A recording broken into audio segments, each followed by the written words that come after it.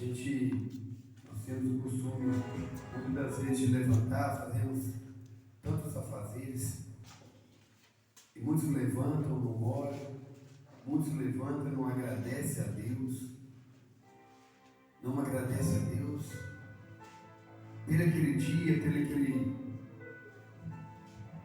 aquele momento que ele está vivendo, pela saúde, pela família.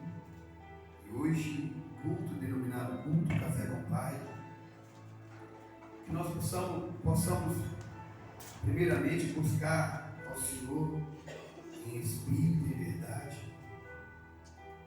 Isaías capítulo 6, no versículo 6, no versículo 6, a Bíblia nos relata assim: logo um dos serafins voou até a mim, trazendo uma brasa viva que havia tirado do altar com uma tenaz. Com ela tocou a minha boca e disse: veja, Israel tocou veja isso, tocou os seus lábios. Por isso a sua culpa será removida e o seu pecado será perdoado. Então ouvi a voz do Senhor clamando: quem enviarei? Quem irá por nós? E eu respondi: eis-me aqui, envia-me a mim. E disse: vá e diga a este povo: estejam sempre ouvindo, mas nunca entendam, estejam sempre vendo e jamais percebam.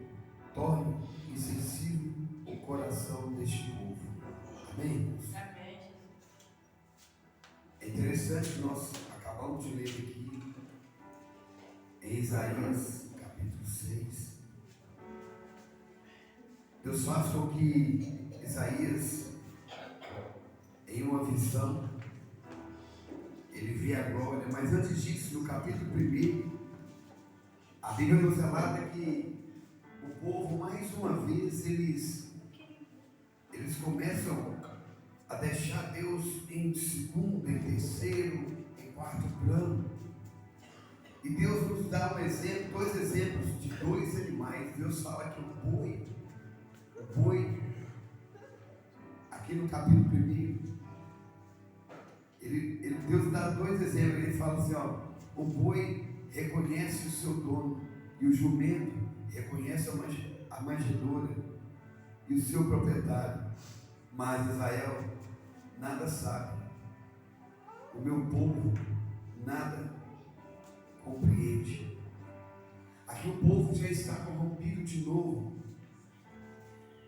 Quantas e quantas das vezes que Deus levanta homens de Deus, mulheres de Deus, e o povo começa na caminhada com Cristo, depois eles abandonam a Deus, eles largam a Deus em segundo plano. E aí Deus dá exemplo que o boi na manjedoura, ele ouve o dono, o jumento obedece, e o homem de forma alguma obedece a Deus.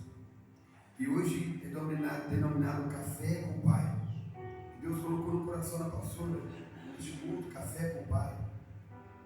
O café é o alimento, um dos primeiros alimentos nossos na manhã, durante o dia. Mas o primeiro alimento nosso não tem que ser o café. O café é o pão, o café é o leite. O primeiro alimento nosso tem que ser a palavra. Aleluia. Tem que ser Deus em primeiro lugar. Toda pessoa que coloca Deus em primeiro lugar, tudo flui na vida dele. Eu sou um desses, vou trabalhar daqui a pouco, mas primeiro é Deus. Deus tem que estar em primeiro plano nas nossas vidas. Quando Deus dá exemplo do boi e do jumento, é porque o povo já tinha largado Deus de mão. Quantas pessoas que têm deixado Deus em segundo plano, conhecedores da palavra, mas não praticam, não conhecem. Deus conhece o coração de todos nós. Deus sabe como que nós estamos vivendo, como que nós estamos procedendo na nossa vida. E Deus coloca esse culto café com o Pai, a gente colocar Ele em primeiro lugar, para você, para nós colocarmos Deus em primeiro lugar. Deus, ele tem que ser o centro das nossas vidas, ele tem que ser o centro. O povo de Deus é a nação eleita, os escolhidos de Deus, Israel. Até hoje vive em guerra até hoje, uma matança, uma guerra que nunca acaba, sempre começa e termina, começa uma guerra, termina outra, começa a guerra, termina outra. Muitos em Israel, muitos até hoje, ainda não têm aquela intimidade verdadeira com Cristo. Deus levanta esse homem chamado Isaías. Ele era da linhagem real. Isaías, ele era parente do rei Uzias. E aí, por ele ser parente do rei Uzias, Isaías começa pregando uma palavra forte para a nação de Israel. Ele começa porque ele era parente do rei, então por ele ser parente do rei, ele achava que ele tinha proteção daqui da terra. Então ele começa a pregar uma palavra pesada para o povo, porque ele sabia que ninguém iria se levantar contra ele, porque o rei, o tio dele, ia proteger ele. Só que quando a gente coloca as coisas nossas da nossa vida forte, aquilo que a gente está passando, a gente acha que as forças do nosso braço, então que as coisas aqui da terra podem nos proteger. Deus tira o conforto de Isaías. A Bíblia fala que o rei Uzias morre. Isaías perde aquela proteção que ele tinha. E nele perder essa proteção que ele tinha, creio eu que Isaías começa a pensar: e agora como é que eu vou fazer? Eu tenho que continuar o ministério. Isaías chega no ministério dele para baixo.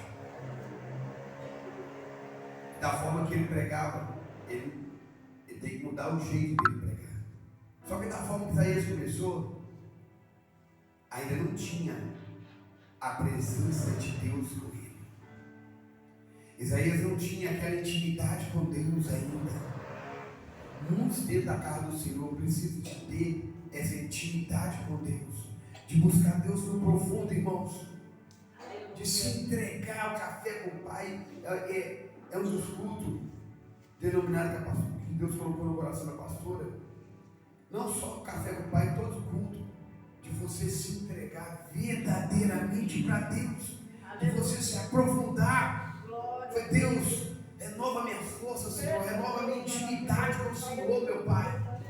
É necessário que de nós começarmos a analisar a nossa vida. Deus, como é que eu estou? Está tudo bem da forma que eu estou vivendo? É do seu jeito, Pai.